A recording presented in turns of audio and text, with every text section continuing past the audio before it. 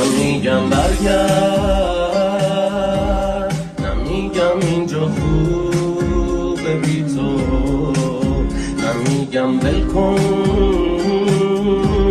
واسه من کل زندگی تو، نمیگم قلبم نمیتپه بی تو، میتپه ولی خب یه چیز دیگه ای تو.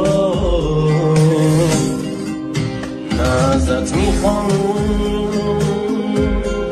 که واسه من سفر کنی، نه تو اصلا دوست داری که خطر کنی. میگذرونم من هر طوری بشه،